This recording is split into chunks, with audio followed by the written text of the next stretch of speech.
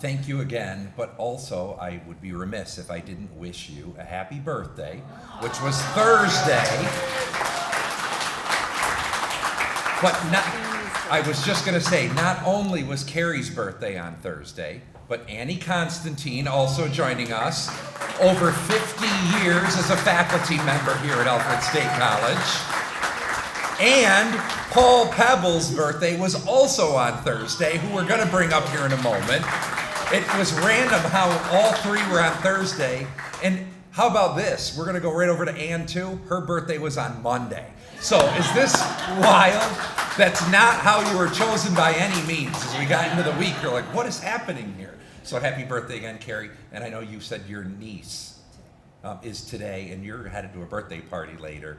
And I know Annie said she has to cut out shortly as well. So happy birthday again. And now, we have some gifts for all of our recipients, including your awards, but we have some special birthday items for you as well. That was all this week added on. So, to close our program. Oh, yes, here we go. So taking a closer look at Paul's career. What stands out is it's not just his success, but his level of innovation and leadership. Over the course of his career at General Motors, Paul has held multiple executive level roles and was named on 15 patents, demonstrating a career defined by creativity and technical advancement. He's also played a role in the development of OnStar, a technology that transformed vehicle connectivity and safety. In addition, as Chief Technical Officer of Maven, he helped shape product and technology strategy at a national level, leading teams and managing complex systems that pushed the industry forward. Paul's career is a powerful example of how a strong technical foundation can evolve into visionary leadership. Paul Pebbles, would you please join us? And will you all please join us in congratulating Paul as he comes forward to the podium.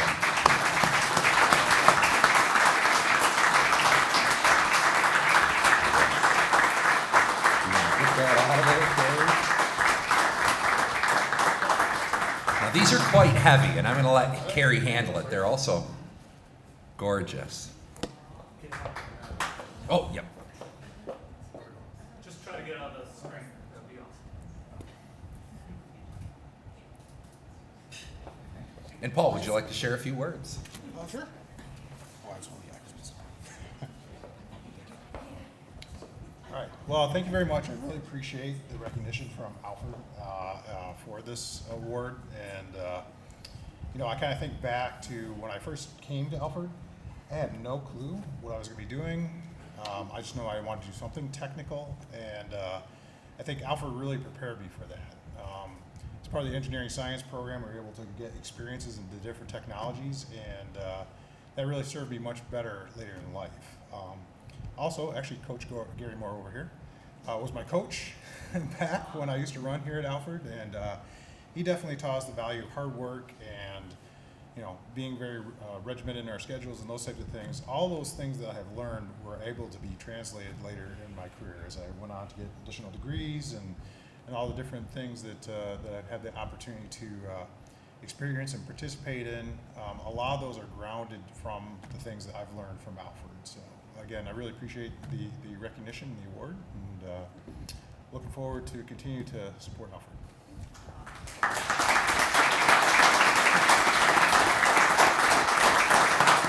And congratulations again, Paul Pebbles, class of 1990. As one of our distinguished alumni for 2026. And moving on to Ann. When we take a deeper look at Ann's journey, her impact becomes even more powerful. She transformed personal adversity into a lifelong commitment to helping others, earning her master's in social work and rising into leadership roles across healthcare and housing support services. Throughout her career, she has expanded access to critical resources for individuals and families.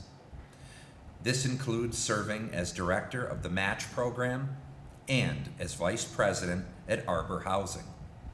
Today, as CEO of Casa Trinity, she leads comprehensive substance use treatment programs that focus on long-term recovery and community well-being. Ann's work is not only impactful, it's transformative for the individuals and communities she serves. And we use that word because she used that word for her time at Alfred State. Please join me in congratulating Ann as she comes and joins me at the podium to receive her award. Congratulations, Ann.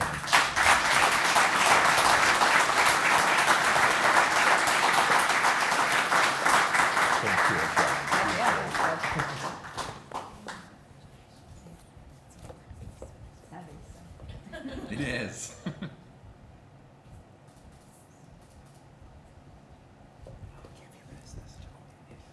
And Ann, we'll invite you to speak a couple of words as well. I'm wondering if everybody can see me. I have the same problem. Yeah, I want to thank Alfred State College for this award. Many years ago, they also gave me the Outstanding Adult Student Award because I was an adult when I came to Alfred, because as you know, I had to transform myself a little bit in order to achieve the degree that I received here. So I came to Alfred at 36 years old. I had 2 children who were in high school, and Alfred State College really was, it was transformative. I didn't think that I could learn. I didn't think I could achieve. I was unsure about so many things. And they really taught me here. The professors, the support staff, everybody just poured into me and really supported me through this journey. It transformed everything, and it propelled me to move forward. Moving on to a bachelor's degree and then a master's degree. I came to Alfred when I was 3 years sober. So I have to talk about it a little bit because it was so important. I was, had a lot of wreckage in my past, and certainly had a few things to do to get the family back together. So we did that together. I can remember sitting at the kitchen table with my children, and 2 things. One, we did our homework together, and second, my daughter had to tutor me in math, which she did not like at all and said never again. But we got through it, both of us, so it was certainly, the family was instrumental in my success. I got sober at 3 years before Alfred, and it was definitely transformable for me also. So I went to treatment. I tell this story a little bit on my anniversary, my sobriety anniversary, and I had been arrested, and my father had bailed me out of jail and brought me home, and my mother stood in front of me in her living room and said, "I hope you never watch your child die in front of your eyes the way I've been watching you." And it was that moment that I said, okay. It was just, it's emotional, even today, and I have almost 30 years of sobriety, but it's still emotional, and it really got me on the path to wellness. So I did that. I went to an outpatient program. My significant other, my husband, at the time, drove me to treatment because I didn't have a driver's license. And so he drove me to treatment, and he dropped me off, and that treatment program let me stay there. It was an outpatient program, stay there all day long until he could pick me back up and take me home. And so this treatment program set me up after program was over in a little desk at the door with some homework stuff, and just kept me busy. And they used to call me the greeter. And so people would come in, and I would say, "Hey, how are you today?" And that kind of thing. And it was that experience that gave me my purpose to help others. Many people feel that way when they're first getting sober, but I was really committed, and I felt like it was my calling and my purpose, and I went from there. So fast forward to my time in Alfred, I came here, and I didn't know if I could do it, and I'd had a particularly difficult day at work. I was at the time a nurse's aide, and called my mother again, and she said, "Are you ready?" I said, "Ready for what?" She said, "Ready to go to school." And I said, "I'm ready." And so called the school, got the stuff, became, accepted. And as an adult, I thought, geez, what will this be like? And what I found was people just poured into everybody, particularly the adult students too. And I had a group of them. And John too, he was young, much younger than me, but he sat there with us and we studied and we did things. And I was really able to have this life here at college that I never had. And so Alfred gave me so many things and they propelled me forward. I will never forget it. I'm so grateful for it. And then I went on to do more.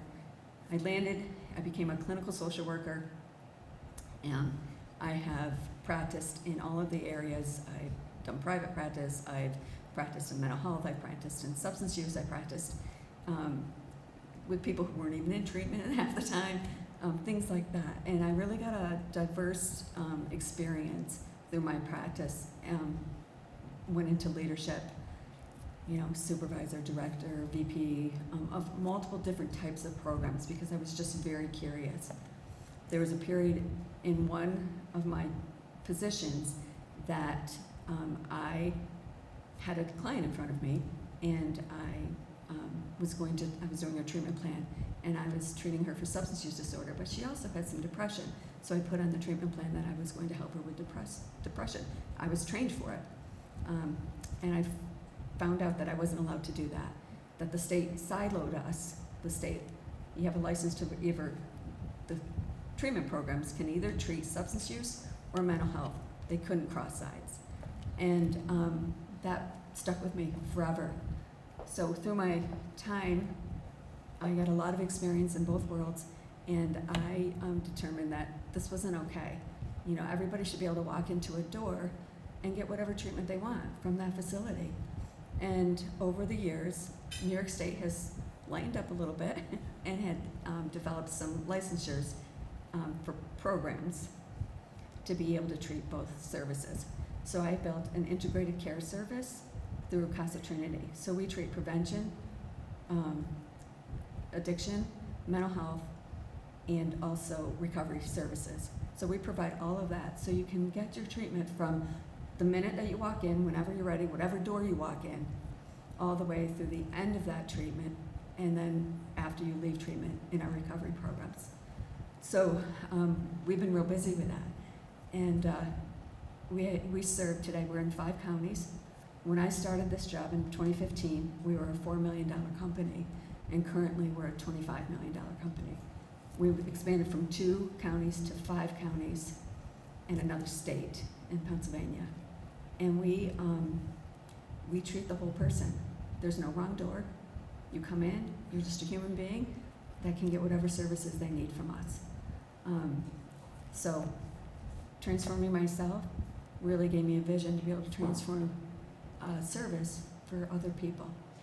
And I'm grateful to Alfred for providing that kind of care for me.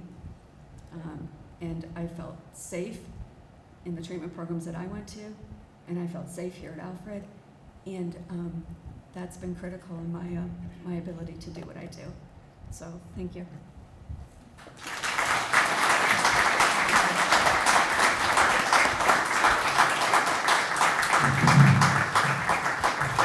Well, thank you, Ann, and thank you, Paul, and congratulations both again to our distinguished alumni for 2026.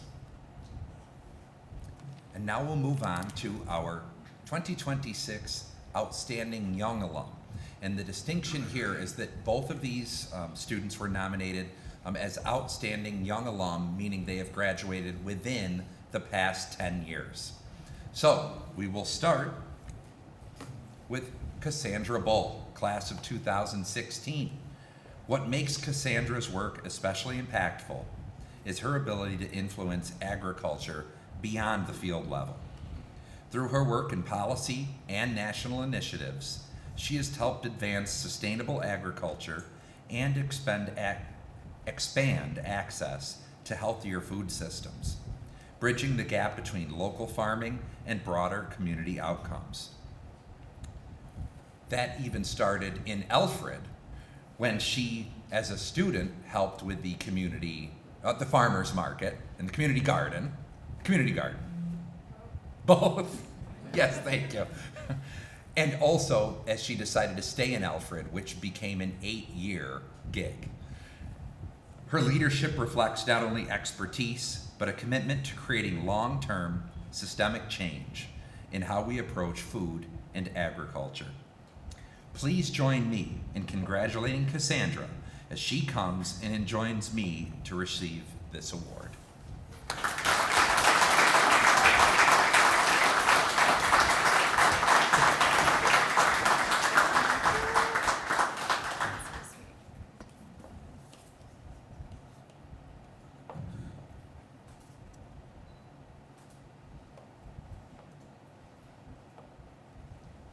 Oh, and would you like to come forward and say some words?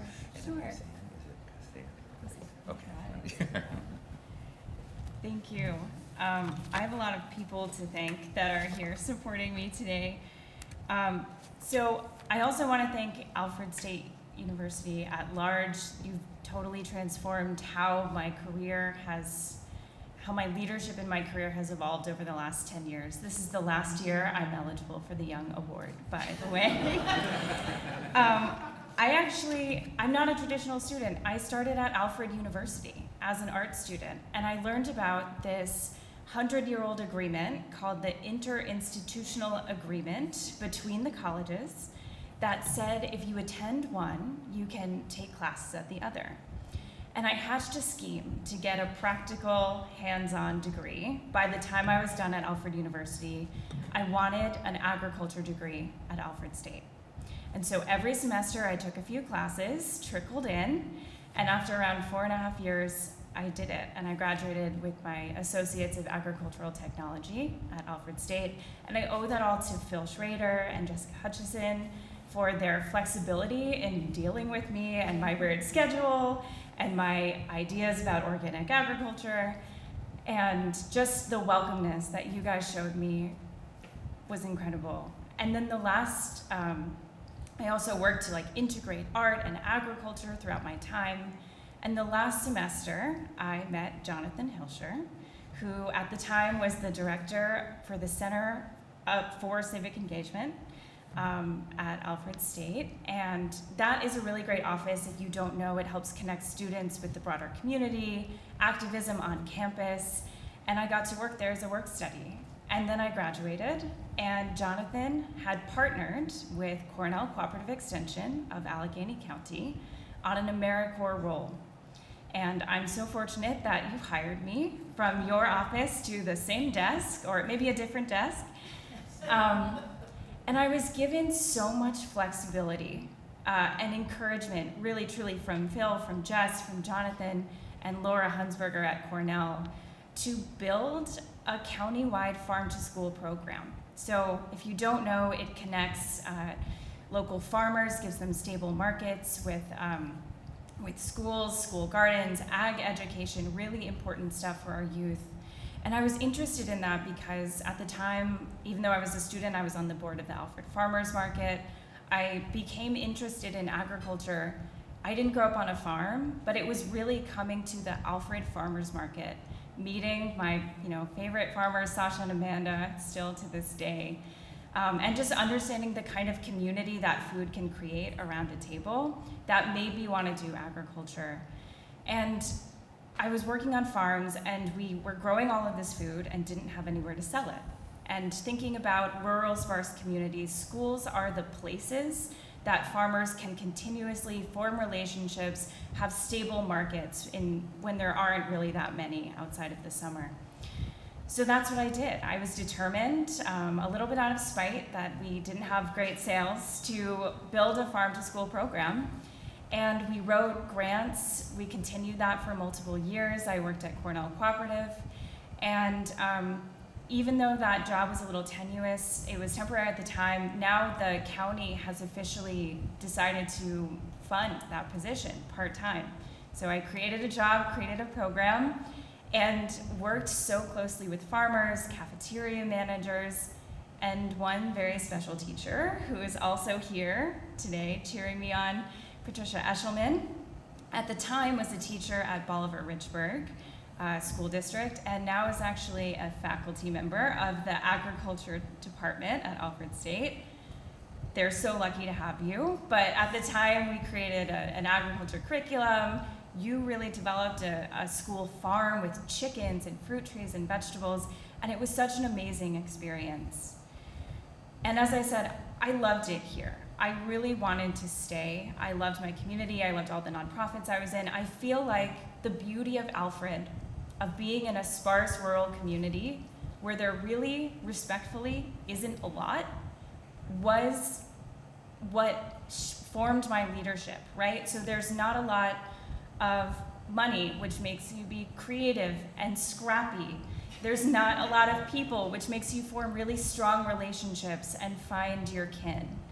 And there's not a lot of support, so you have to learn how to build things, write grants, wear all of these many leadership hats. And at a young age, in my young 20s, I was so grateful to be not only allowed that opportunity, but really fostered into my leadership.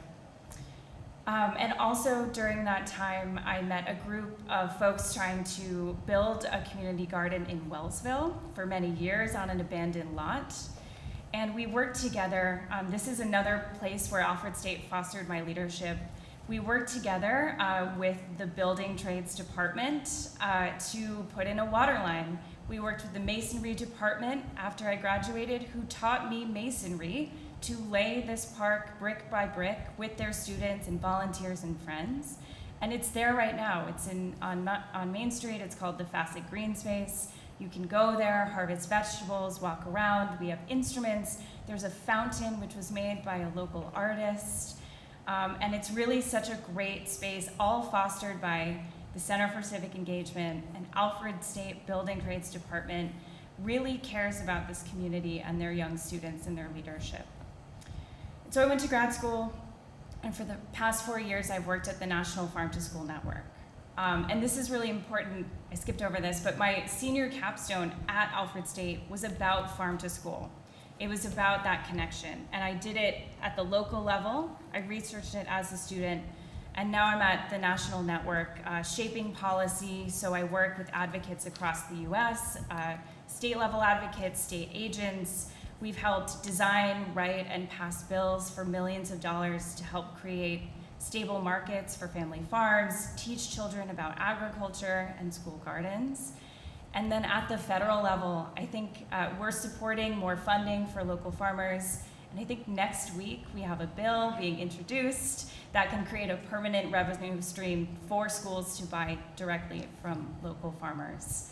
So I take that, I know I'm really excited. So I take those lessons every day. I work with a lot of elites, right? I work with people that have never gotten their hands dirty. And the experiences I've had at Alfred State, I take with me every single day, whether it's on my own small family farm that is 7 acres that I work 15 to 20 hours on a week after work, or whether it's, in my role when I'm talking to legislators, advocating for farmers. I know what that's like. When I'm working to advocate for food service directors in schools who don't have the right facilities, I know what that's like. And I just am, I guess to wrap it up, really thankful that I'm being recognized from an institution that has really shaped my work every single day. I constantly say I graduated from Alfred State. I'm so proud to have this degree in agriculture. So thank you everyone for listening to that. Thank you for being here. Thank you to my supporters. Yeah, thank you.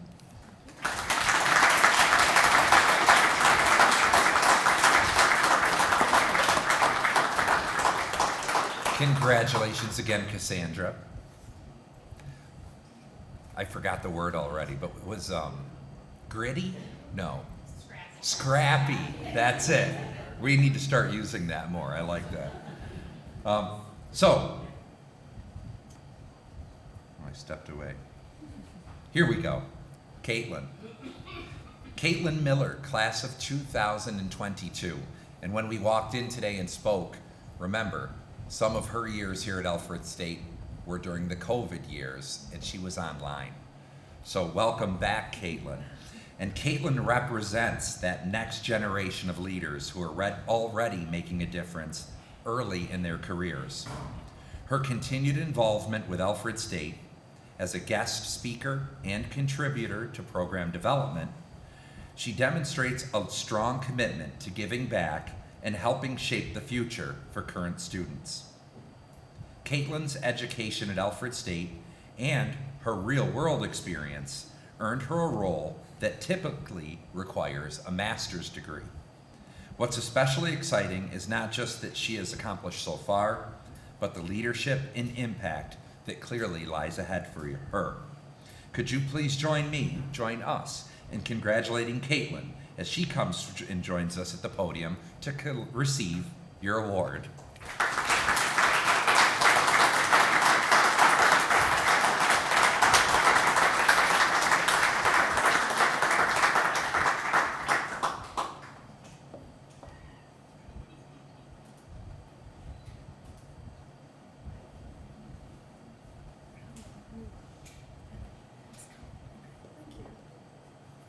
And Katelyn, we invite you to speak for a moment. This microphone really isn't built for my height. Take it off. How do I take it off? Yeah. Perfect.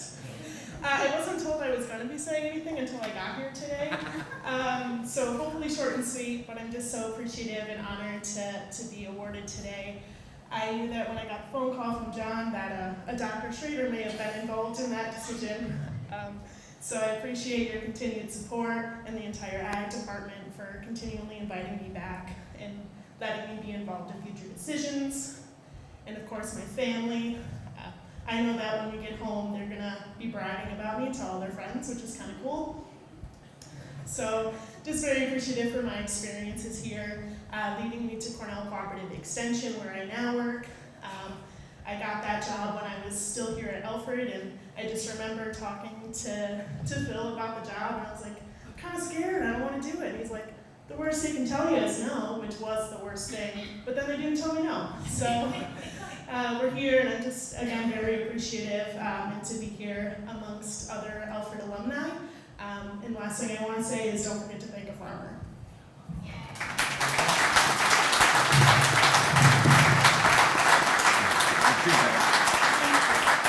Congratulations again, Katelyn.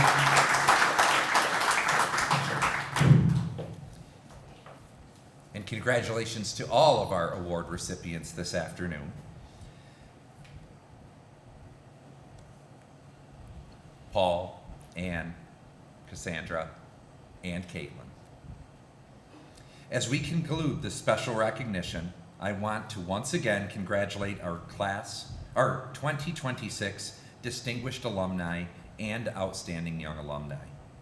Your achievements, leadership, and continued connection to Alfred State has truly inspired us all. We also extend our sincere thanks to your families, friends, and supporters who have been such an important part of your journeys as well, and to our generous donors whose support helps create opportunities like this for future generations.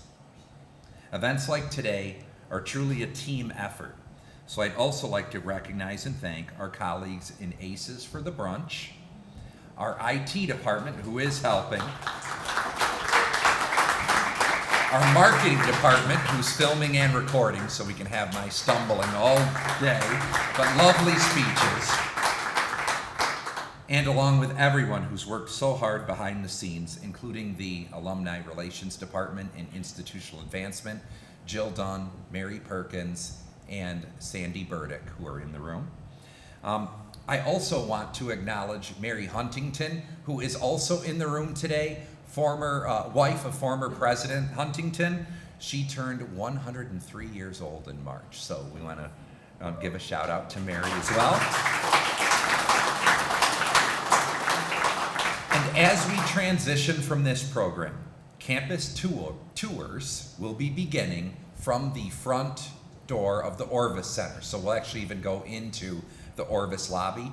On our itineraries, which I have now folded up in my pocket, but those are at the front door if you don't have one already. I believe it says 12:15. So 12:15 is for the campus tour, and that's right in the front entrance of Orvis. You're welcome to hop on the trolley back to the Orvis Center, or you can drive if you drove here, but feel free to meet us. And from there, today's campus tour will go through the electrical engineering technology and the mechanical engineering technology, where we have faculty members joining us. We will also take a tour through civil engineering with a faculty member, and our nursing program. So you just may see that anatomage table today that we were talking about earlier. And then to also know, 2 o'clock today, the Student Leadership Center will host the Athletic Hall of Fame event. So Jason Doviak will be in a tie for that, he told me. He's in a polo shirt now.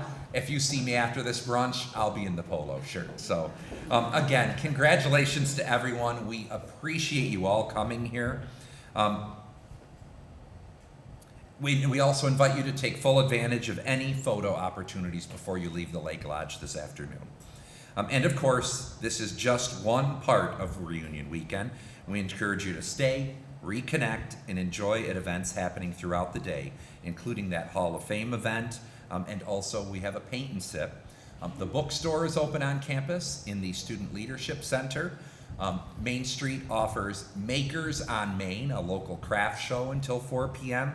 And thank you again for being here, for celebrating with us, and for continuing to be such an important part of the Alfred State community. Enjoy the rest of your day, everyone.